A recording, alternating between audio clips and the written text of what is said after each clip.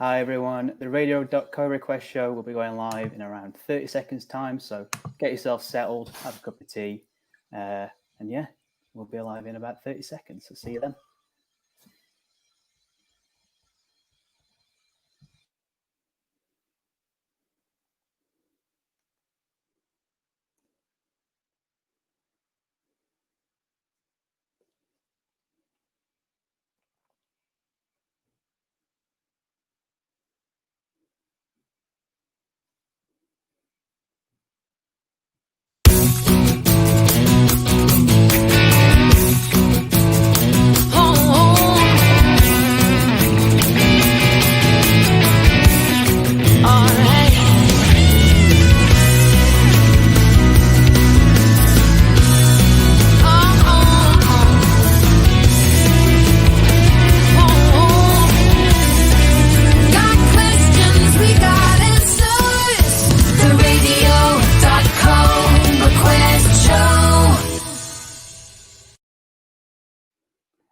Hello everyone, welcome to the Radio.co request show. My name is Graham. I'm here to basically get your questions over to these two fellas. This here is James, and this down here is Phil. And these are our radio experts for today. Experts is probably a long stretch, but we definitely know kind of what we're talking about. I'm just trying to get used to the mirror thing. So yeah, so Graham, there we go. So Graham's going to be sort of monitoring your questions for the show. So anything that you want to ask us live, whether it's on, well, actually, so Graham, so how can people sort of just send us a question? Yeah, of course. Yeah, so we are going live currently on the Radio.co Facebook page, the Radio.co YouTube page, and also the Create, Reach, Inspire YouTube page. So I'll be monitoring those throughout today's session, and any questions you may have, I will pass it on to these guys, and they will answer them in an order of some sort.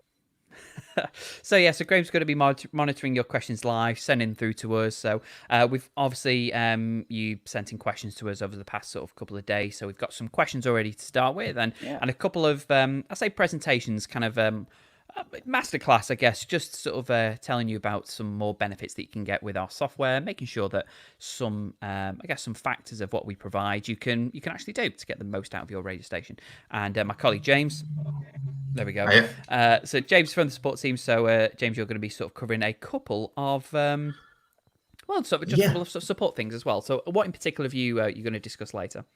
Yeah, so what we're going to talk through today is we're going to talk through the Alexa submission process, and obviously why you'd like an Alexa skill with your radio station. And also we're going to go through the iOS and Android app builder process as well. Cool. And I believe you're going through reports and statistics. Is that right, Phil? Yeah, I guess you could arguably say I'm looking at the more sort of boring paperwork-based side of, running your own radio station, but still very, very important, to know where your listeners are coming from and to know what you're actually playing. So I'll be covering that very, very shortly, but first I think we'll jump into our first question. So let me just get the first one up here. So a very, very simple question, but still an incredibly important one. So Daniel from Lamgobic Radio has got in touch to say, how can I listen to my radio station? Okay, you might think, well, it's a very simple question, but obviously it still needs an answer. So I guess there are a couple of ways that you can listen to your radio station. The first of all is via a unique URL. So actually, I've got my screen up. I might as well show you. Graham, can you put your magic touch? Oh, let me and I'll show you the.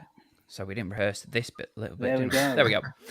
So in terms of your Radio.co account, if you go to the Listen tab, so I'll just sort of differentiate the differences between how people can listen to your station. So first of all, the most basic form is here, which is a URL that's automatically assigned to your station. It can't be customized, unfortunately, but it's just to help identify your station. Then people can click on that. It takes them to a blank page with a simple play button that they can sort of listen to your station there. Arguably, a much more attractive way is by using a web player, which will look something along the lines of this.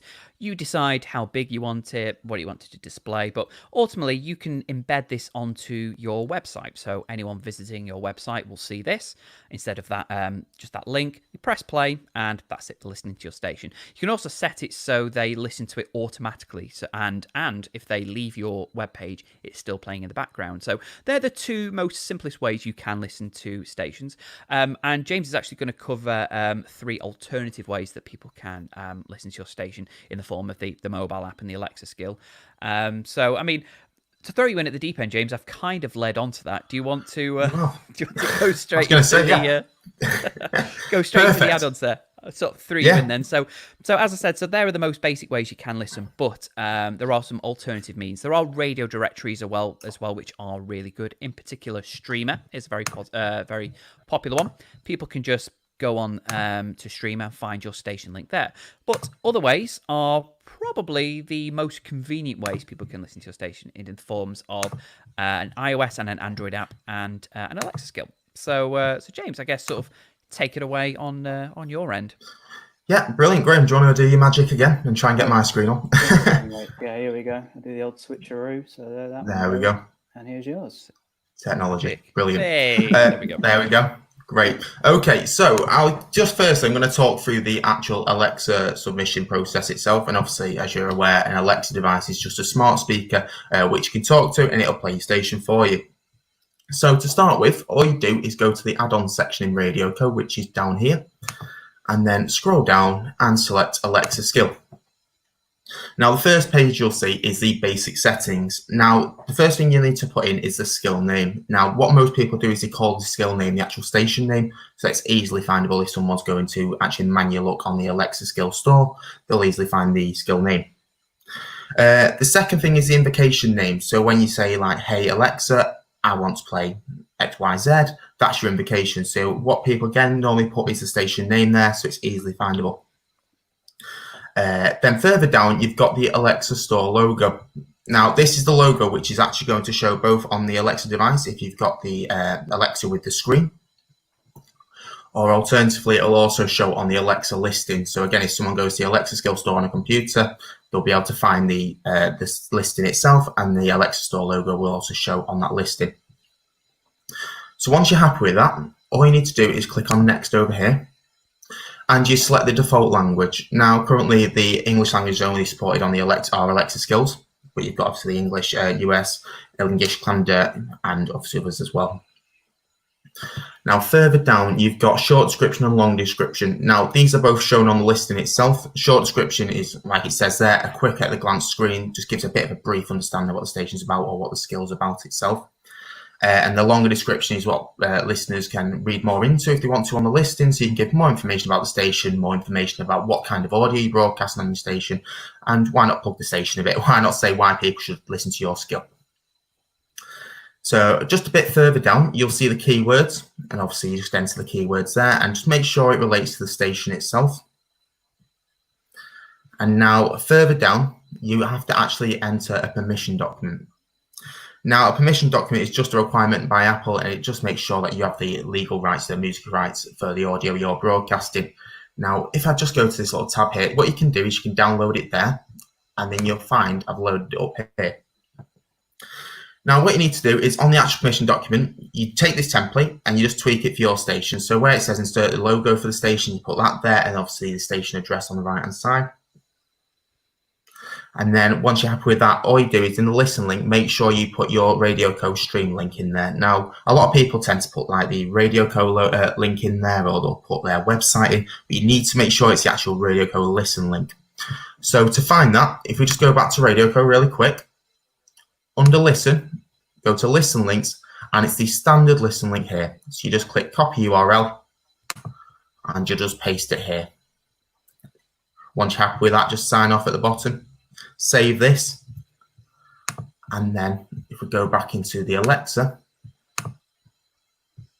you can actually choose file, find it on your computer, and upload it manually. Once you're happy with that, that's great.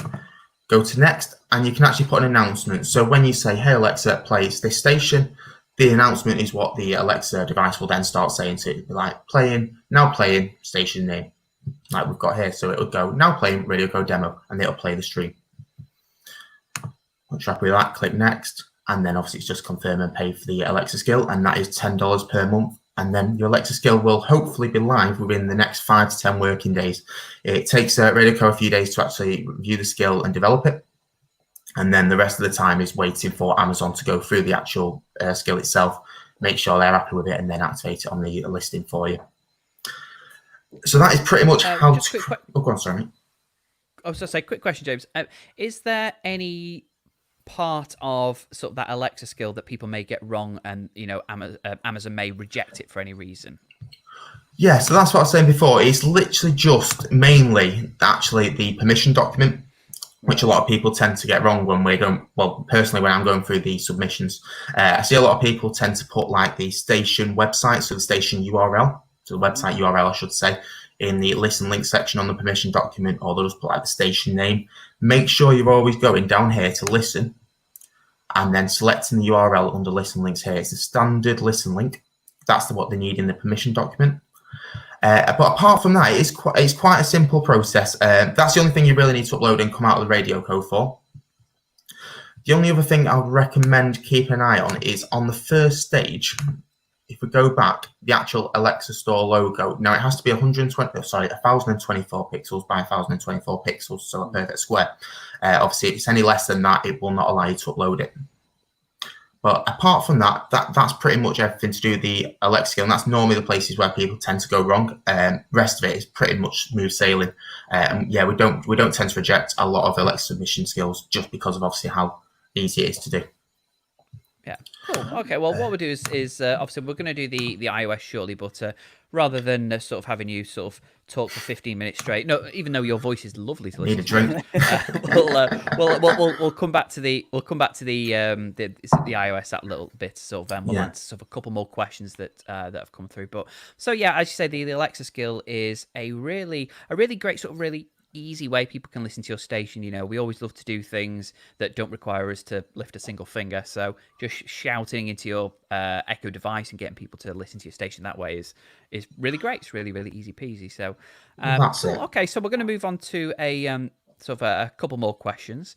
So we already covered about how you can listen, which is obviously in there. So we've got a couple of questions about reports and statistics, so I'll sort of cover them very shortly. But someone's asked me, sort of Jeff, he didn't sort of state what radio station they're from, but sort of what is the benefit of making a podcast, you know, from a radio station? So obviously podcasting, if you're not aware, is essentially we class it as like a on-demand radio station, essentially. So, or rather, an on-demand radio show. So, you know, radio is incredible. It's really great. But once it's finished, that's it. You can't rewind, pause, revisit it.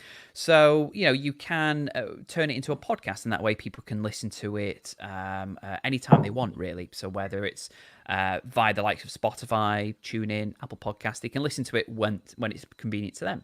So the benefits of creating a podcast to complement your radio station is huge, really. It repurposes your live content, and having it available on a multitude of different platforms, like I say, Spotify and TuneIn, it means there are so many more people out there that could potentially listen to your station and your show and your brand that wouldn't have otherwise discovered it in the first place. So a lot of people sort of ask us, do I want a radio station or do I want a podcast? And the best answer really is you should consider having both, really, because they do complement each other so well. You've got a podcast that you can broadcast 24/7, and you've also got a radio show that you can break up and, you know, have people listen on demand. So the huge benefit of having a podcast is that you can, you know, just get your station out there in many more different pairs of ears. Through Radio.co, you can take any live shows that you've recorded with the live record feature, and you can then instantly upload them as a podcast somewhere. So it's incredibly easy to do. So it really isn't, really shouldn't be a reason why you shouldn't be looking into it, really. So that's it for me. That's sort of my sort of take on the benefits of having a podcast. Great. And if you do have any more questions, like I said at the start, we are going live over Facebook, on Radio.co's Facebook page, on Radio.co's YouTube page, and on the Create Rich Inspire YouTube page as well. And I am currently looking at comments. We've got a few questions through already, which is good to see. We'd love if you could, if you've got a question, just let us know, and we'll make sure that I send it over to the guys, and they can answer it for you. Very nice. Yeah, cool. And to say just about a question came through earlier from Andrew Campbell. So thank you very much, Andrew, for listening and getting in touch. It says, can I operate a station just from my phone, my cell phone alone? James, what do you take on that? So, yeah, there's no reason you can't really. I mean, let's start with broadcasting live. Obviously, if you wanted to broadcast live from your iPhone, that's not a problem. We've actually got an app called Pocket Streamer, and that allows you to broadcast live from your phone. So you can, as long as you've either got live anytime enabled on your station or you've got a live DJ event scheduled in at that time, if you download the Pocket Streamer app, you'll be able to sign in your Radio.co credentials, and then you'll be able to connect on as you would just from a desktop, for example. So it is like it's an on-the-go broadcaster on the App Store, and that is a really good way to go live. And that's great, especially like when you're out in the field, say if you're at festivals and you've not got access to like a full desktop system with like a broadcast using this tool system. Then what you can do is you can literally just go live from your iPhone, which is brilliant. Regarding using Radio.co itself, the actual dashboard is not optimized for mobile devices. It is optimized for desktop devices. So you look in your Windows and your Mac-based computers. I'm not sure, to be honest, whether I don't seem to be any problems with actually using it on a mobile device. The only problem is it won't be optimized for it, so you might have some problems like with like the view, for example. You might have to do a lot of scrolling. Things might not properly load correctly. But yeah, you'd have to trial that really. It's definitely not optimized though for mobile devices. Yeah, that's it. That's why we always recommend using a computer. And again, I guess another question based off this, which we do get asked a lot, is what are the minimum specifications for a computer I need to use? And the beauty of our software in particular, and I guess sort of online radio in general, is Radio.co is purely cloud based, so it really doesn't require much, if any, real computer power. It all primarily is based on the strength of your internet, really. You just want to make sure you've got a stable internet connection for your live broadcasting and the ability to log in and sort out your show. So really just a minimum spec Windows or Mac computer. Obviously, it works with both. As long as it's got, what we say, plenty of USB ports for your equipment, for ease of using your equipment. And it just, I guess, loads up at a reasonable space, because you don't want to about to go on air on your show and it takes 15 minutes to load your computer up. So, no means does it you need to be spending thousands or even sort of hundreds and hundreds. Just a decent computer. I think MCR Live was obviously a station that Radio.co used to run, and I believe on some occasions, or maybe for the entire duration, we broadcasted just on a mini computer that cost less than £100, and it absolutely did the job really, really well. So minimum laptop requirements, but yeah, I guess you could use a mobile device. Like I said, James says it's not very optimized, and Pocket Streamer is a great get as well for iOS. Great. Yeah. Did you have something to add there, James? Sorry, I thought. No, I was just pretty much saying the same thing about computers, really. There isn't literally a computer you'll be able to buy now, probably, which would not be able to run Radio.co. Being completely cloud-based, like you were saying, all the processing is done in the cloud, so very little processing power is actually. Very little processing is required by your individual PC. Okay.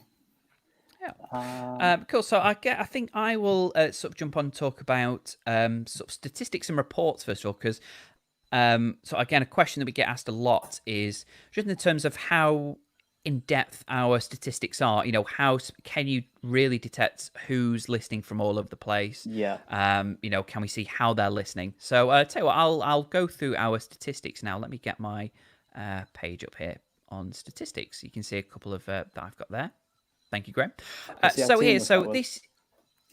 That's it. It was good. We've got used to it now. I want it now. It'll all fall apart next. But here, this is the first page you see when you open up your statistics, and it gives you, as it suggests there, it's an overview of how well your station is performing. And like how the last time I was on the show, I talked about how tags can sort of really help with advertising. Statistics are really good as well for helping to attract advertisers and getting the most out of sponsorships. So I'll explain that a little bit further when I get to it. But here, so this will show you a general overview of how well your station is performing. Some people get confused about total listeners and unique listeners. James, correct me if I'm wrong. So total listeners is the amount of times your station has been listened to in whole. This unique listeners is how many of them are actual like people who have listened to your station. Is that right? Yeah, exactly. That's it. So, for example, if I was to connect on from this this laptop we're talking now, for example, if I was to connect onto this stream 3 times, the total listeners will go up by 3. Unique listeners will go up by 1, because the unique listeners actually bases the listener numbers off each individual IP address. So obviously each computer's got a different IP address, whereas the total listener is just literally every single connection that'll be tallying up. Yeah. So total listeners is good, but unique listeners is what you really want to keep an eye on. So here, just shy of 3,000 is really, really good. Peak listeners, that shows you how many people, the maximum amount of people that have listened at the exact same time. And average listening time, pretty self-explanatory, how long people are on average spending listening to your station. So here, this will again give you a general overview of how well your station is doing in terms of countries, because by default, with it being an internet radio station, anyone with an internet connection can access your radio station. It's just a case of them finding it. So if you make it publicly available, you can see we've got here an audience, hardcore audience, I say, in Yemen, Saudi Arabia, the UK.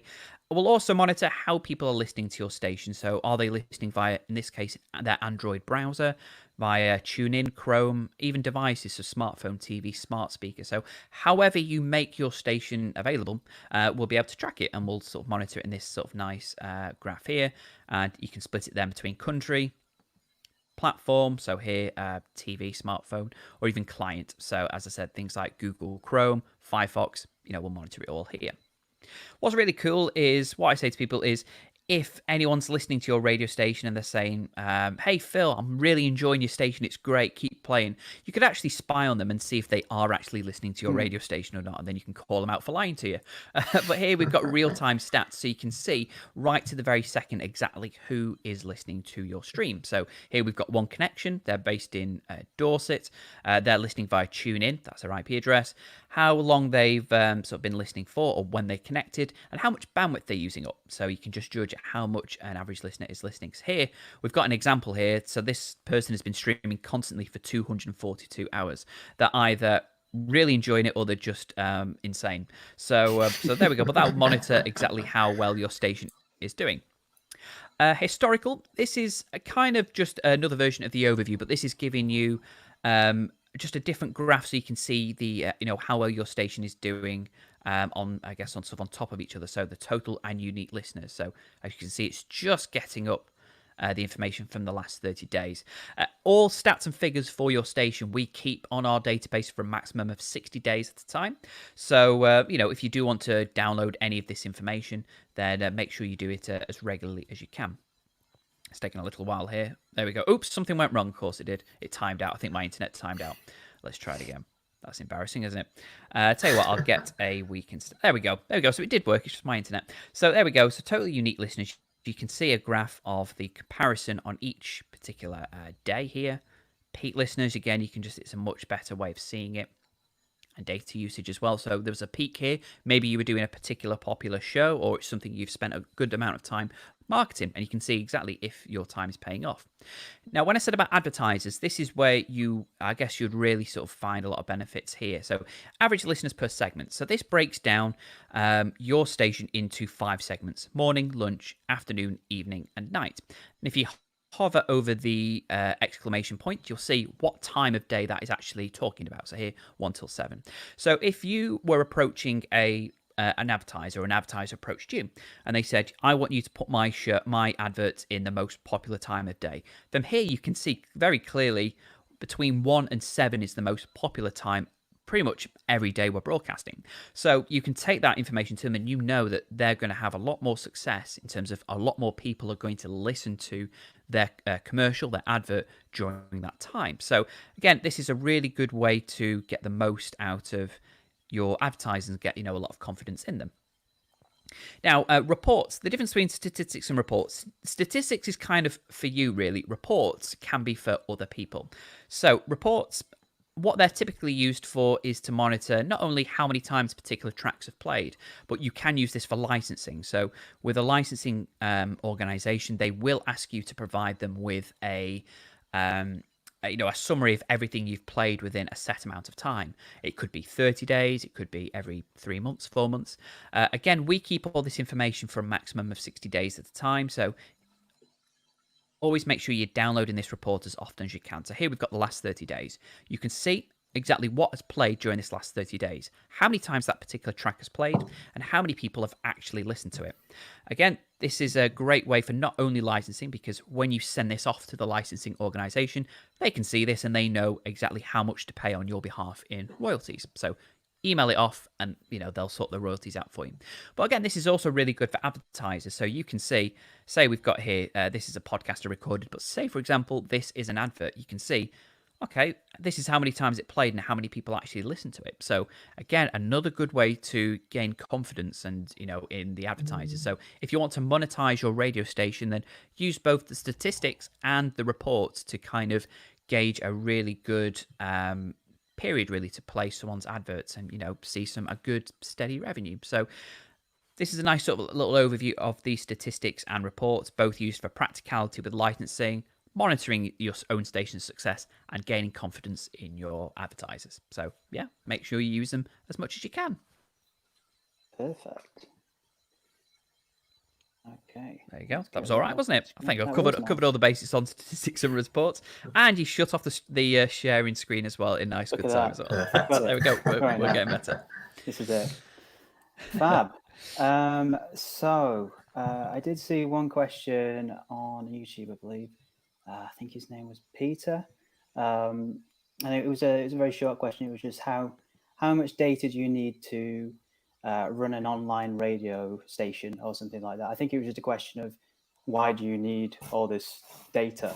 And I think I see it there, Peter. Yeah, how much data do you need to stream online radio? Yeah, so I guess sort of the simple answer is it depends how big your station is. But James, you're a bit more knowledgeable in regards to bandwidth, I guess, which is sort of applies more in this area here. Yeah. So that's it. It's obviously the bandwidth itself. It's you can't give a concrete answer, unfortunately. It depends on a variety of factors. So the main factors are obviously how long the listeners have been listening, how many listeners you've got connected to your stream at that time, and what bit rate you're broadcasting at. The best way to work out, because obviously, like I say, every station's individual and every station can have different listeners, and obviously their bandwidth requirement is going to be different.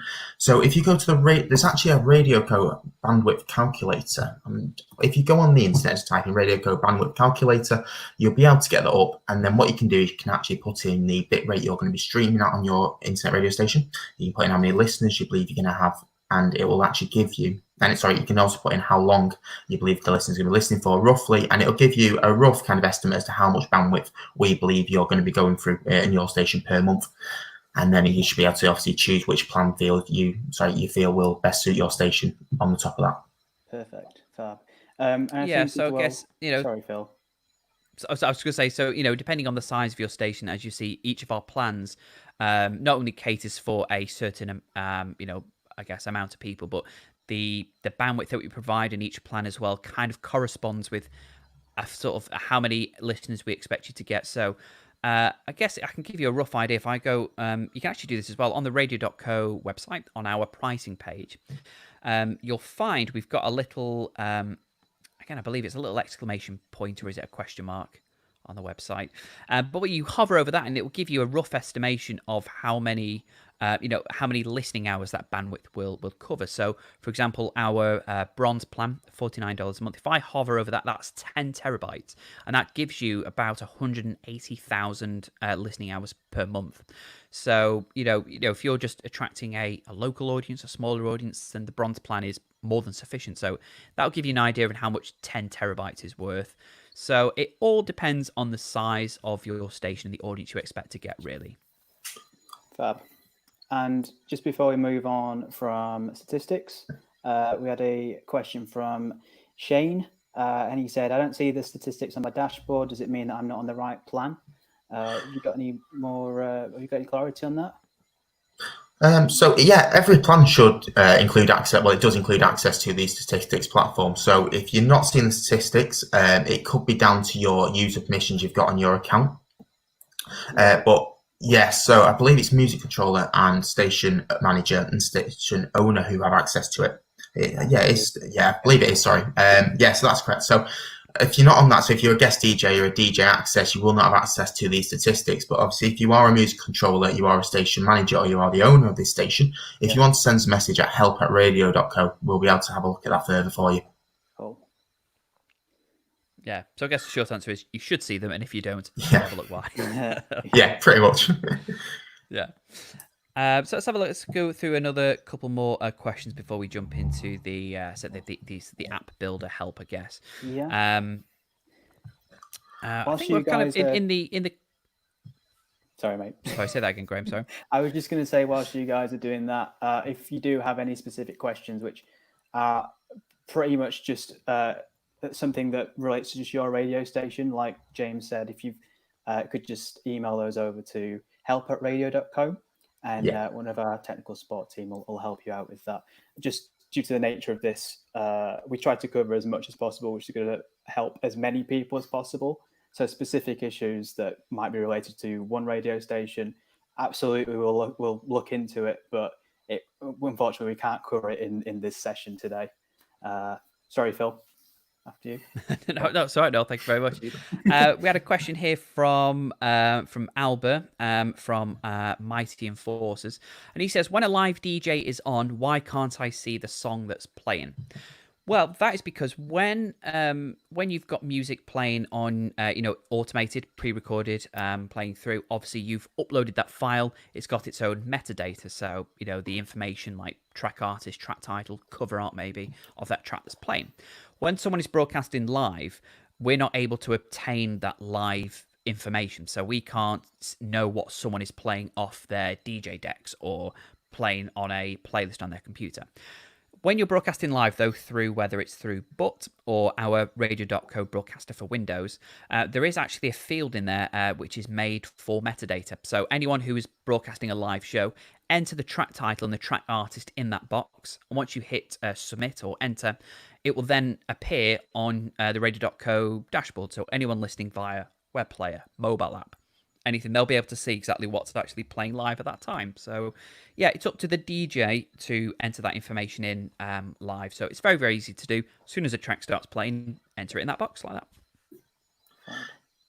Yeah, and just to follow on from that, obviously you're saying about manually adding in track by track. You can also do it if you're using like a playout software. You can actually upload, well, the playout software will provide you with a TXT file. And what you can do is you can actually add that into the broadcaster, both Radio.co broadcaster using this tool among other broadcasters. And what you can do is you can actually add the TXT file in there and it'll automatically go off that list. You don't have to keep every time a new song plays, go back into the broadcaster, type in the new track name. It'll actually just automatically play it from the TXT file. So it could save you a lot of time as well there. Cool. Yeah. Just to butt in again, B-U-T-T in again. I think we had a question about butt. I don't know how relevant it is to what you were just talking about, but I use butt for live broadcasts, but doesn't record the music interludes. Is there a workaround for this? Does that make sense what I just said? Yeah, I think. Workaround for it. Yeah, I mean, I think what's happened there is when they're doing. So I think what's happening is they're scheduling like a live DJ event. They're then they're not connecting live. They're playing music, I believe, through Radio.co automation, and then they're connecting in at certain times to do like a little live set for a few minutes, and then they'll let it go back to the Radio.co automation. Now, if you've set it so that broadcast using this tool, but is actually set to do the recording, unfortunately, it'll only record when you're actually talking live through the broadcaster. Right. Now, to get around that, on the bronze plan above, you've actually got the recording feature for the actual events. You can actually record the live DJ events. So all you do, I don't know if you can quickly show my screen again there, please, mate. I can, yes, absolutely. There we go. That would be lovely. Look at that. Oh, look at that. Right. Get off that page now. So what we do is in the schedule, if we go to book an event in, for example, here, wait for my internet to catch up. And then if we go to advanced and you've got live DJ, And then here you've got record broadcast. Now, if you select that to on, what it'll do is the actual event. So if I schedule the event now, let's do it for like, I don't know, we'll do 50 minutes and we'll create that event. Brilliant. So now, even if you're not actually connecting live through that event, so you're not connecting for your broadcaster, with between 3:30 and 4:20 in the morning on the 18th, that whole segment will be recorded. So I'll both record your Radio.co automation, which is playing, and also the live DJ, the live sets you're doing through your broadcaster when you're jumping in there between the automation. Yeah, so that's a good feature from our bronze plan sort of upwards, sort of that just live record shows, and then whether your DJs turn up or something goes wrong, that period is still recording, so it's there saved conveniently in your recordings folder in your media library. Yeah. Perfect. Thanks for that. No problem. Well, what we do is, because obviously I know it is sort of very sort of asked quite a lot. James, I know you've just shared your screen again. I think we're going to share it again. There it is. Jumping back on. There we go. I guess we'll go through sort of a vague brief overview of iOS and Android app development, because we do get a lot of questions. Because I guess the main question we get is a lot of people are worried that because they're not app developers, they are a bit. It's a bit daunting, the idea of creating your own mobile app. And from my standpoint is you weren't necessarily a radio broadcaster before you created your own radio station. It's the exact same way. You don't have to be an app developer to build your own app. So James is going to show you what exactly goes into that. Yeah, exactly. So just obviously before we get started, with Radio.co, obviously, me and my colleague will actually do the app development for you. So you just submit the submission to us where we just ask a few basic questions, get a bit of information about what you'd like your app to entail. And then we go ahead with the development, and we'll, with the iOS app in particular, we'll actually upload that for you. So let me quickly talk you through though, before I keep going on. So if you go to the add-ons section again, what I'll do, is I will show you the iOS app submission, because the Android submission is pretty much exactly the same, but it actually has a few less steps. So if we go to iOS app, now the first thing you can do is you can actually choose the app colors. Well, sorry, let me go back to the first page, that'd be good. So the first thing you actually do is enter the app name. So the app name, which will actually show up here on the user's, the listener's home screen. So again, you'd normally just keep that as the station name. Once you're happy with that, you just choose a logo. So it's pretty much the same as the Alexa skill submission. It has to be 1024 by 1024 pixels, so a square. Choose that there, upload it, and then that will upload for you here. Once you're happy with that, go to next. And I've just jumped 2 screens.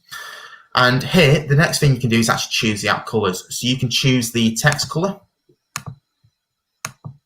Example, there you go. That's not the best color to show you, but there we'll do black. And then for the shading, you can change that as well, like so. And then you can change here. So you can pretty much change a lot of the colors on the actual app itself to obviously customize the theme of your station. Once you're happy with that, you can choose the background image. Now you can either choose to have a color, which is what we've gone for here, just a standard red colored background, or you can actually choose an image, what you can upload just using this drop down. Now, there's just one thing to keep an eye out for with the images. Now, if you choose an image for a background, your app submission will be rejected if it includes any text. And the only reason because of that is with the different devices, obviously it's stretched out, and on some devices, especially like the iPads, when it's optimized like an iPhone, then it's stretched out to an iPad device, it can obviously, the text can go a bit all over and it can look a bit bad. So we have to reject it, unfortunately. That is a requirement by Apple. So that's fine. Obviously, if you decide to choose the color background as we've done here, you can choose the color background there, the actual, so we'll do that, for example. And then again, station logo, you choose the file there. Now the station logo is what's actually going to show on the app here once you've actually opened the app up. So it's not the actual icon, what we were talking about before, that's on the listener's home screen. The actual station logo loads up inside the app. Now, album artwork, you have the option. You can either disable it so it doesn't show any artwork, in which case it'll just show the actual station logo, which is what I've got here. You can see it down there. You can either have it as round, which we've got it there, or you can have it as square. So again, once you're happy with that, just click next. Every time you click next, it'll save your settings on that page as well. And then here you go, autoplay. Obviously, it'll play as soon as the listener opens up the app. If you want that happening, just click on there. If not, when the app is installed and you click on the app, it won't play automatically. What the listener will need to do is they'll need to click the actual play button at the bottom of the app. Now you can put your website link in here for your station, and then when they click on visit website in the bar, it'll load up your website within the app. You've got the share template as well there. Now, once you're happy with them settings, just go next. You can add any Facebook links, Twitter links, Instagram, SoundCloud, and YouTube links, and they will show up down here. So if you have any social media, you put it in there, and obviously it's a quick way for listeners to be able to access your social media. So once you're happy with that, just click next, and then we just get to the copyright information. So that's pretty much 9 times out of 10 just the station name, because obviously it's the company that owns your station. Subtitle, again, is just a summary of the app. So this will actually show in the listing itself when someone goes to the App Store. So just keep it quite short and just give a quick run through.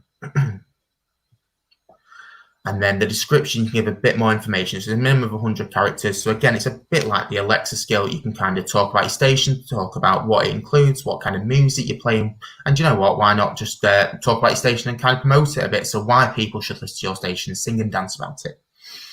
Then keywords, again, it's just keywords which relate to your station. So it's easier for people to find your station. They can actually search by keyword. And then the categories, it's normally music and entertainment. We normally set these as. Now, at the bottom here, you've got privacy policy.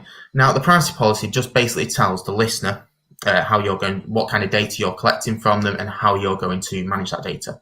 And obviously, with GDPR, which came into force in 2018, that is a requirement now, unfortunately. So that's for both the Android, iOS, and they both require the privacy policy. Now, just so you know, the actual Android and the iOS apps don't actually collect any personal data, but what they do collect, well, what they may collect, we should say, is a bit of information about device usage. So, for example, if a call's coming through, or if the audio is being turned down or turned up, so it can obviously respond to that. And it might collect it as well. So if there's any crashes, you might get reports from that by Apple or Google, and then we can look into that for them. Now, with the privacy policy, we normally recommend, if you don't have a website and you're not sure how to do it, we've actually got a guide.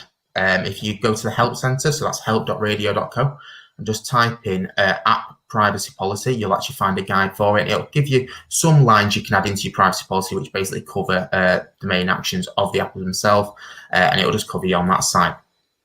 Now, services-wise, we sometimes recommend there's a service called Termly, which you can use. That is Termly, and they will actually generate a privacy policy for you. Now, I believe it is free of charge to do, but I believe they may also charge you when you try to upload it to their domain. So what you're best doing in that case, if you've got a website, create your privacy policy through Termly, and then you'll get an embed code. And what you can do is through the Radio.co website builder, or if you've got a website built externally, you can actually embed that onto your website. So it includes all the policy for you. But again, if you have any issues with that, we're more than happy to help you and kind of point you in the right direction. So just send us a message at help@radio.co. And the last bit is just the developer details. So your Apple developer account, you just need to give us your email address and the Apple developer password. What we'll then do is we'll contact you to complete two-factor authentication, which is basically where we need to send you 2 codes to gain access to the account. It's a security measure by Apple. And once we've done that, the rest is on our side. So what we'll do is we'll actually gain access to your account, we'll develop the app for you, we'll then get it submitted to Apple, and pretty much the next thing you'll be hearing is Apple have published it on their iOS store, and we'll obviously notify you at that time as well. Now, with the Android app, it differs slightly. We won't actually upload it for you. We'll develop the app for you, but then we'll actually request that you upload it onto your Google developer account. That said, we can gain access to your Google developer account if you'd like. You can always invite us to it. And what we can do is we can then help you with the majority of them steps. But unfortunately, there is some steps you will need to complete still, like the description. Basically, any information that you're going to be adding to the app listing itself, because obviously we won't be able to dictate what information you're wanting to put on your app listing. But yeah, that's pretty much it. It's really easy to do. Like once you've filled this in, it's pretty much on our side. We'll develop it all. And then the final steps, we've obviously got loads of help guides we can help you, which you can read, which should talk you through it. Or alternatively, especially with the Google developer account that you upload for the Android app, we're more than happy to actually pretty much jump on your account and help you upload that. So, cool. Yeah. Fantastic. Yeah, thank you very much, yeah. James. Just obviously, we've got just a couple of minutes left just before of the show, really. So a couple of points. First of all, the developer account. It's $99 a year, isn't it, from Apple? And it is a requirement, isn't it? Yes, that's it. So that's something actually. It's a good point that, Phil. So you need to be careful when you're creating sorry, sorry, just to interrupt, because the reason why I ask is because Alex sort of Kerr got in touch about if you have no Apple devices, you can't get a developer's account. Is again, so how do you authenticate an iOS app if you don't have an iOS device? Yeah, so that's correct. So first we'll start with the cost, what you're talking about. So Apple, it is $99 per year, and that gives you access to the actual Apple Developer Program. The Android app, it's $29, and that's a lifetime fee. So that's obviously paid directly to Google and Apple. Radio.co don't take payment for that. But what you're saying there about the actual needing an iOS device, you do actually need an iOS device to first set up two-factor authentication. Now, what you have to do, is when you're actually setting up the developer account, though, it'll actually ask you for a recovery number, which is just a standard mobile number. Now, what we normally recommend is if you've got like a friend or family member who has an iOS device, just borrow that to quickly set up the two-factor authentication, and then put your mobile number as the recovery number. Now, when it comes to it and we need to do two-factor authentication, we have the option on our end of either sending it to the iOS device or sending it to a recovery number. Now, if you don't have access to the iOS device because you've obviously borrowed it from a family or friend, then what we'll do is we'll just text it you instead, and we can obviously gain access that way. So that's not a problem. Cool. Yeah, and I was going to say, lastly, if you don't have any iOS device you can borrow, so if you know your friends or family have an iOS device, you're probably best contacting Apple. They might be able to do something on their end to help you get that set up without needing an iOS device. Yeah, cool. And I guess in the last sort of 60 seconds or so, we'll do some quick fire questions before we finish. So I've got one from Paul Boyd, sort of going to touch about, basically, how do you expand your listeners, I guess? I mean, what I say is it's getting your fingers in as many different pies as possible. Social media, you might not be a fan of it, but you really should. It's the best place that you can promote your station. Really, there's people that can find you by having a social media presence, a website, mobile app potentially. So I guess it's just market and promote yourself via social media because it's free and it's easier to do. So that's a quick sort of bit of help anyway about it. It's definitely a first step. Absolutely. And if I could just just have a little one as well. So we've got a lot of resources as well with this sort of stuff. If you want to build your online presence on, we had a specific seminar which James, founder of Radio.co, did at the start of this year, which was just on Twitter strategy, directed to radio stations. So there is the resources out there. There's also a 5-step guide that James did, which you can access for completely free. It's just at jamesm.com/radio. So dead easy to remember. I'll also put it in the comments, just so you've got it. Radio.co and James's channel, whatever one you're watching it on, there are videos, help guides, blogs. There's stuff out there to help you reach a wider audience. So that's just something to bear in mind. I was going to say one specific blog, which is quite good, which I often advise stations of, is the 20 ways to promote your radio station, which is a Radio.co blog. Have a look at that. That's a brilliant blog, and that'll give you a lot of information on how to expand your reach. Yeah.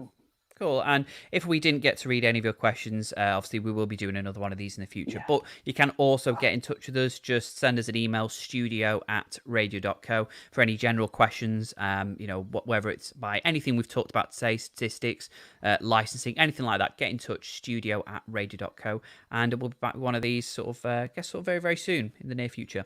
Yeah, in 2 weeks' time. All being well. No, all right, guys. We'll see. We'll see how the reviews. See how the reviews come in. But no. Thank you very much for, I guess, sort of from me. Get the right arm. There we go. From me. Thank you very much for joining us. Yeah, thank you very much.